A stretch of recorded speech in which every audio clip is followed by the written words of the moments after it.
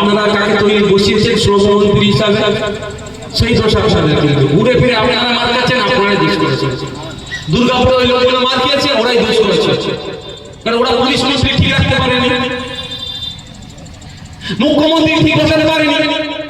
যদি মুখ্যমন্ত্রী ঠিক বসাতে মারার সাহস পেত না, পুলিশ মন্ত্রী যদি ঠিক বসাতে মারার সাথে ঘর ধরে ওই পরিযায়ী গাঙ্গুলিকে জেলের ভাত খাওয়া।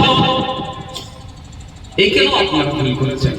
শ্রমমন্ত্রীর আন্ডারে আপনারা আছেন, শ্রমিকরা, পরিযায়ী শ্রমিক, মাইগ্রেন্ট লেবার, অনেক বিস্তারিত আছে। এই যা আপনারা ভোট এখন একটু তৈরি হয়েছে, ওটা আমার জন্য,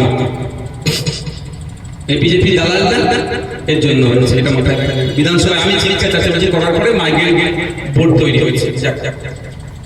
আমাদের একটা পাশের রাজ্য কি উড়িষ্যা, কদিন দেখছি ওখানে বাংলায় কথা বলার জন্য মারধর হচ্ছে, ওদের ওখান থেকে তাড়িয়ে দিচ্ছে। হিন্দু মুসলমান নির্বিশেষে আক্রান্ত হচ্ছে উড়িষ্যা। এখন আবার দেখছি উড়িষ্যা সরকার বাঙালিদেরকে তুলে নিয়ে চলে যাচ্ছে, বাংলাদেশি বলে আটকে রাখছে, হ্যান ত্যান এত কাগজপত্র দেখানোর পরে ইচ্ছাকৃতভাবে তাদেরকে দীর্ঘদিন আটকে রাখার পরে কিছু কিছু বলে ছাড়ছে। এটা অত্যাচার হচ্ছে। পয়সাও দিচ্ছে, আবার পয়সা নিয়ে ছাড়ছে, পয়সা নিয়ে যাচ্ছে, একদম ঠিক কথা না, ছাড়ছে। আমরা দিল্লিতে এসেছি পাই, দেখো সাক্ষী আছে, আমরা দিল্লিতে পাই এসেছি, দেখো আমি তো কথা বলছি কি, আচ্ছা বলবো, তোমার সঙ্গে কত কথা বলবো। তো তাহলে এই সমাধানটা কিভাবে হবে? সমাধান কি হয় না? সমাধান আছে, আমি আপনাদের বলছি। আমি একটা যে উদাহরণ দিলে বুঝতে পারবেন, আরো অন্য রকম উদাহরণ আছে। উড়িষ্যাতে পশ্চিমবাংলা থেকে কত মানুষ যে কাজ করছে জানেন? মাত্র 30,000 মানুষ উড়িষ্যা থেকে কাজ করছে, বাঙালি। আর উড়িয়া ওয়েস্ট বেঙ্গলে কত আছে জানেন? 3 লাখ, কম করে বলছি। তাহলে উড়িয়া বাংলায় বেশি আছে, বাঙালি উড়িষ্যাতে কম আছে। আমি কিন্তু এটার পক্ষে নয়, কিন্তু আমি আজকে বলতে বাধ্য হচ্ছি ফর্মুলা হিসাবে। কারণ দেশের সংবিধান freedom of movement, right to মুভমেন্টের পূর্ণ স্বাধীনতা দিয়েছে। সংরক্ষিত এলাকা ছাড়া ভারতবর্ষের যে কোনো প্রান্তে আপনি গিয়ে বসবাস করতে পারেন, আপনি গিয়ে চলাফেরা করতে পারেন, আপনি ব্যবসা করতে পারেন, এটা সংবিধানের আর্টিকেলে উল্লেখ আছে।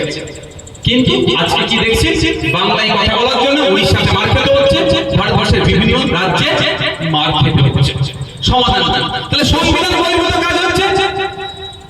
আর্টিকেল 131, আর্টিকেল 131 সংবিধানে যেখানে বলা আছে রাজ্যে রাজ্যে সংঘাত হলে,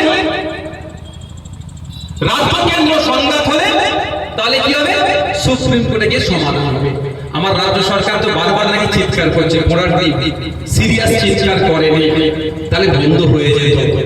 সিরিয়াস যদি চিৎকার করতো তাহলে এই অত্যাচার বন্ধ হতো। সিরিয়াস চিৎকার করেনি, তারপরেও বলছি আপনি চলে যান না সুপ্রিম কোর্টে গিয়ে 131 আর্টিকেল 131 এর সামনে রেখে বলুন আমার সাথে উড়িষ্যার সাথে সংঘাত হচ্ছে, মানে আমার নাগরিকের সাথে সংঘাত, মানে আমার সাথে সংঘাত। পরিবারের অভিভাবিকা তোমাদের মুখ্যমন্ত্রী, একে যে দিল্লি থেকে মানে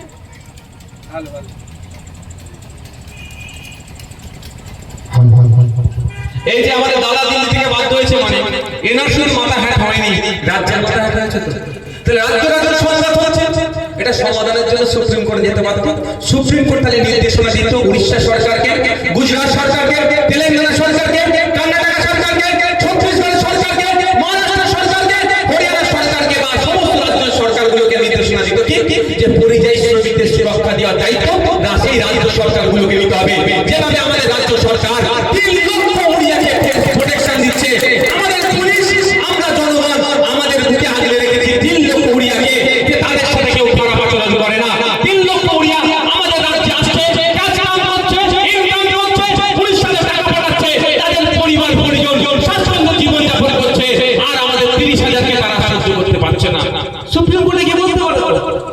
সুপ্রিম কোর্ট উড়িষ্যা সরকারকে নির্দেশ দেবে যে এই 30,000 বা মাইগ্রেন্ট লেবারদেরকে নিরাপত্তা তোমাকে দিতে হবে, আর যদি নিরাপত্তা দিতে ব্যর্থ হয় তাহলে কোড অফ কন্ডেম হবে। তাহলে ছাড় খাবে তো? এটা করেছে কি করেনি? মার খেয়েছে কাছে কে? নওশাদ সিদ্দিকীর মতো পিছিয়ে বর্গের মুসলমান, বাপ্পি সরেনদের মতো পিছিয়ে বর্গের আদিবাসী, মাহাতো সম্প্রদায়ের মতো পিছিয়ে বর্গের যারা আছে, কুর্মী আদিবাসী সম্প্রদায় আরো যারা আছেন, নমশূদ্র, আচ্ছা এই তো এই একটা নাটকবাজি করেছিল আমাদের ইয়েতে বনগা ঠাকুরবাড়ি থেকে একটা কাজ বানিয়ে দিয়েছি, বলো নাকি এটা যেখানে দেখাবে তোমাকে ছেড়ে দেবে, তাদেরকেও ধরে রেখে দিয়েছে। তাহলে নমশূদ্র ঠাকুরবাড়ি যারা আছেন তাদের সাথে অন্যায় হচ্ছে, এই অন্যায় নিরসনের জন্য কি করতে হবে? সরকার সুপ্রিম কোর্টে গিয়ে মামলা করবে, হচ্ছে না। তা আমাদের সরকার কি তাহলে ভুল লোককে বসিয়েছি সিস্টেমে? আমি মার কাছে একে আসতে হয়েছে, খোঁজ নিয়ে দেখুন ভোটটা 2021 সালে তৃণমূলকে দিয়েছে। সত্যি তো বলো ভাই, হাত তুলে দাও, সত্যি কথা বলো, উঠে বলো।